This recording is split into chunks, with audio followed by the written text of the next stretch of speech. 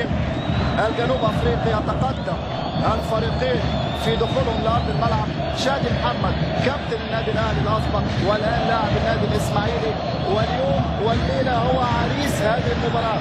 اذا كانت المباراه تعني اي شيء او لها اي قيمه لدى اي لاعب في ملعب المباراه، فشادي محمد المباراه بالنسبه له تعني قيمه مضاعفه، لان شادي هو العريس الليله ب100 مباراه افريقيه. يبدا المباراه شادي محمد وبالتالي يصل الى الرقم المئوي، يصل لرقم 194 مباراه مع النادي الاهلي و5 مباريات افريقيه مع الاسماعيلي، واليوم المباراه السادسه يكمل ال100 ولاعبو الاهلي زملائه السابقين بيحيوه، والكل يبدا اللقاء في روح وديه وفي روح رياضيه عاليه جدا. طاقم التحكيم بقياده الجنوب افريقي الشهير جيروم دامون، المساعد الاول اينوك موليفي، المساعد الثاني اندرو ريزرز، والحكم الرابع باسط ابراهيم. محمد صبحي حارس مرمى النادي الاسماعيلي على الشاشه امامنا، عبد الله السعيد واحمد سمير فرج وكل النجوم حاضرين وموجودين، مارك فوتي واشرف خضر واحمد العجوز والجهاز الفني الاسماعيلي اكدوا طبعا على اهميه هذه المباراه استعدادا لمباريات والمعارك الكرويه في الدوري لفريق النادي الاسماعيلي، واقربها مباراه المقاولون. اذا هي ذات قيمه هامه جدا لفريق النادي الاسماعيلي، بينما محمد شوقي هو كابتن النادي الاهلي في هذه المباراه، العائد من جديد شوقي بعد رحله احتراف في البورو في ميدلسبرا الانجليزي ثم في قيصر سبور التركي، عاد من جديد الى الاهلي ويتقلد شارة القياده وشارة الكابتن في هذه المباراه. جيروم دامون، والكره ستكون من نصيب شوقي، الكره ستكون من نصيب النادي الاهلي، وتبادل الاعلام والشعارات بين حمص كابتن النادي الاسماعيلي ومحمد شوقي كابتن النادي الاهلي. كان في كلام ان حمص سيتخلى عن شارة القياده في هذه المباراه لشادي محمد احتفالا به وتكريما له لوصوله لرقم 100، لكن حمص هو كابتن النادي الاسماعيلي. واليكم التشكيله الكامله: محمد صبحي في حراسه المرمى، احمد خيري رقم 5 ليبرو، امامه 2 شادي محمد رقم 15، والمعتصم بالله سالم رقم 18، في الجهه اليمنى احمد صديق رقم 22، وفي الجهه اليسرى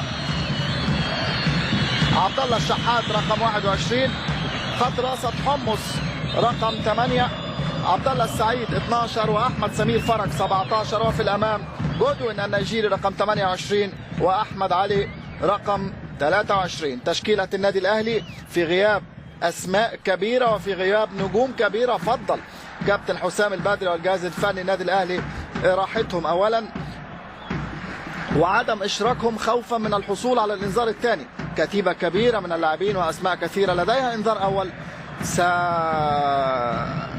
او ستزال هذه الانذارات الاولى مع الوصول لمباراه الترجي في نصف النهائي، ففضل كابتن حسام انه يريح هؤلاء اللاعبين شريف اكرامي وتريكا ووائل جمعه وسيد معوض، بالاضافه طبعا لايقاف حسام غالي واصابه كابتن احمد حسن كابتن المنتخب المصري. في الاسماعيلي ايضا بيغيب عمر جمال وحسني عبد ربه، نتمنى الشفاء للجميع. عمرو السوليه بالاضافه لايقاف احمد حجازي وعبد الحميد سامي ومصطفى جعفر بيغيبوا ايضا عن هذه المباراه.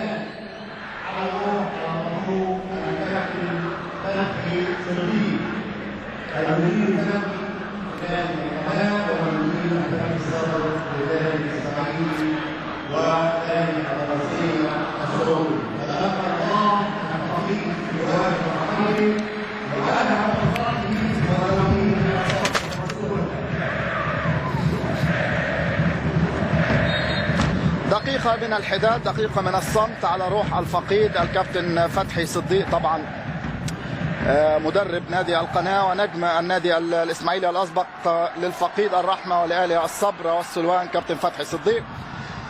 وجيروم دامون يستعد الآن لانطلاقة هذه المباراة. وتشكيلة النادي الأهلي الكاملة: أحمد عادل عبد المنعم في حراسة المرمى، أحمد فتحي في اليمين 24، شريف عبد الفضيل رقم 4، أحمد السيد 5، وفي الجهة اليسرى أيمن أشرف رقم 3. خط الوسط: محمد شوقي 27، شهاب الدين أحمد رقم 6، بركات 8، وفي الأمام الثلاثي جدو رقم 10، فرانسيس دو رقم 29، ومحمد طلعت رقم 16.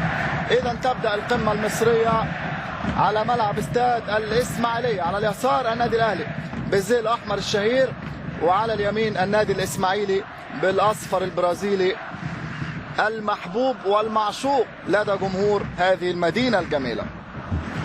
المجموعة الثانية في هذه البطولة، واليوم هارتلاند وشبيبة القبائل في نفس التوقيت. ومن أجل لعب المباراتين طبعا في توقيت واحد تم تقديم موعد هذه المباراة، تبدأ في هذا التوقيت في الساعة 6، رغم ان كما قلنا يعني الامور محسومة، لكن من اجل تكافؤ الفرص حتى النهاية، حتى لو هذه الجولة هي 6 والأخيرة وتم استطلاع هلال الصاعدين من المجموعة وأيضا الخارجين من البطولة، الشبيبة والأهلي هارتلاند والإسماعيلي. ضربة حرة وجيروم دامون يوقف اللعب، يحذر مدافع الأهلي ويحذر أحمد علي وجدول مهاجم الإسماعيلي نتيجة الالتحامات اللي داخل منطقة الجزاء دي. عبد الله السعيد يلفها جميلة، لكن أحمد عادل عبد المنعم بثبات وبثقة، حارس يمتلك الموهبة يمتلك الإمكانات وكيف لا، وهو ابن الراحل الكبير عادل عبد المنعم حارس النادي الأهلي والمصري وبورسعيد طبعا كابتن عادل عبد المنعم. أحمد عادل في حراسة مرمى الأهلي والكرة تلعب على طول خارج الملعب، رمي التماس للإسماعيلي. دائما أشرف أحد الوجوه الصاعدة في تشكيلة النادي الأهلي تلعب الكرة على طول لأحمد علي.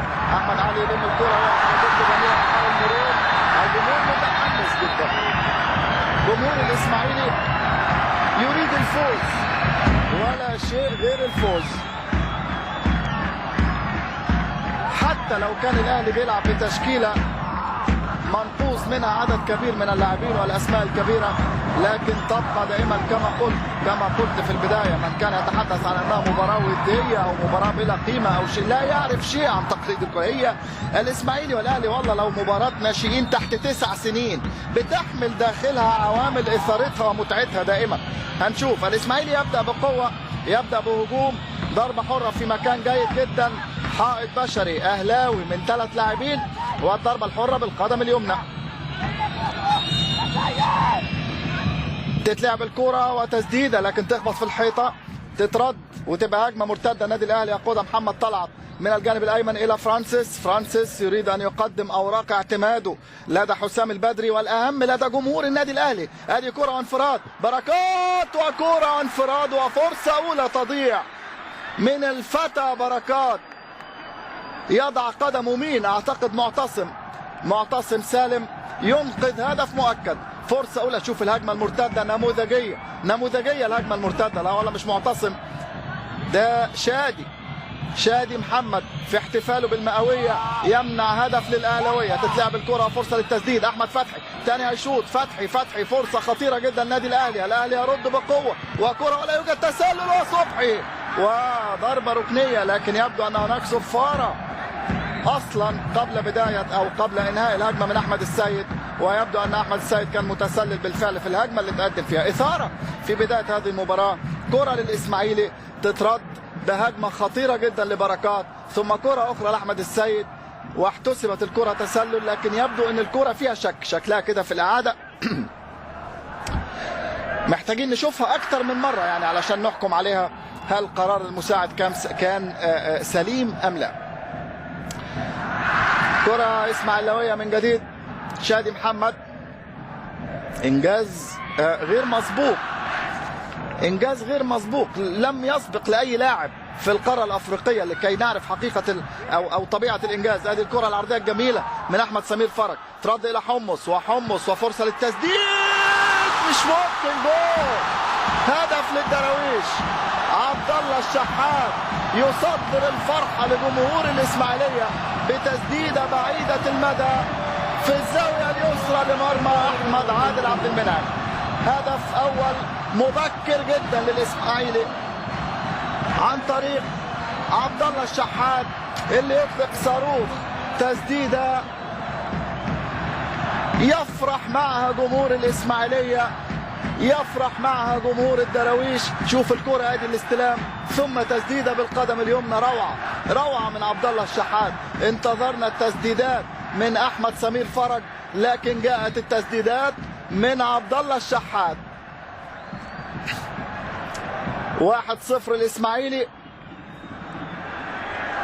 في مباراة الذهاب فاز الاهلي 2-1 لكن جمهور الاسماعيلية، جمهور النادي الاسماعيلي يرى انه ظلم في مباراة الذهاب من الحكم المالي. نتذكر كوليبالي المباراة كانت 1-1 الى ان جاءت الدقيقة الاخيرة وسجل وائل جمعة. طبعا كان تقدم طلعت، عدل محمد محسن ابو جريشة، ثم جاء وائل جمعة وسجل الهدف الثاني.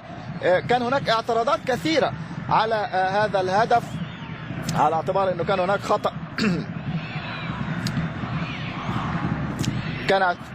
كان هناك خطأ قبل أن يسجل وائل جمعة الهدف، ثم الاعتراضات بعد المباراة من كابتن أحمد العجوز والجهاز الفني وبعض لاعبي الإسماعيلي، وحتى حجازي ما زال موقوف حتى الآن توابع لهذه المباراة. إذا يعني هذه المباراة اللي أمامنا كما قلت يعني قد تكون فرصة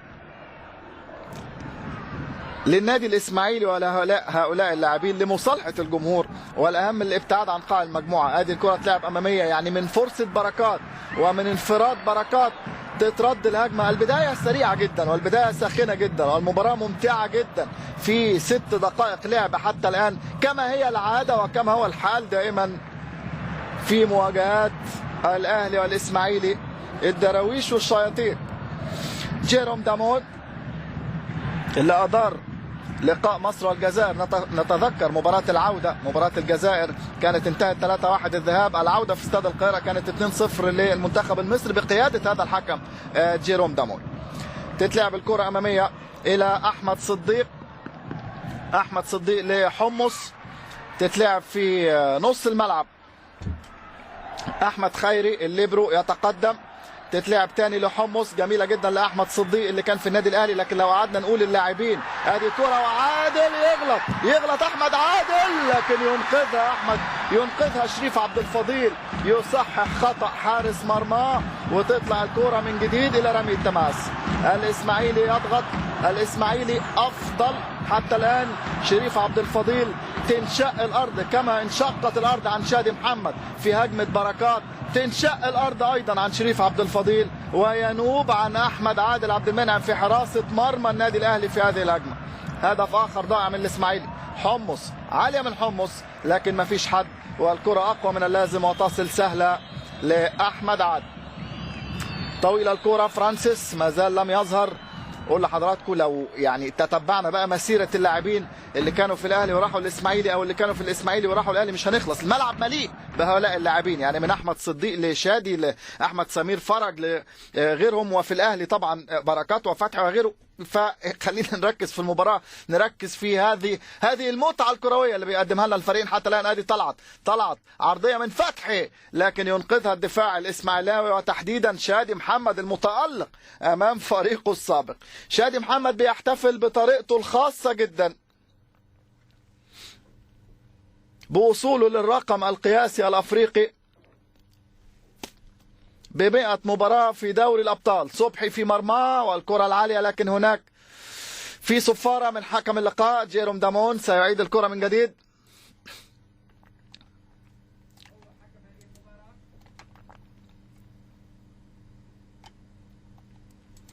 حوار مع أحمد علي وشريف عبد الفضيل.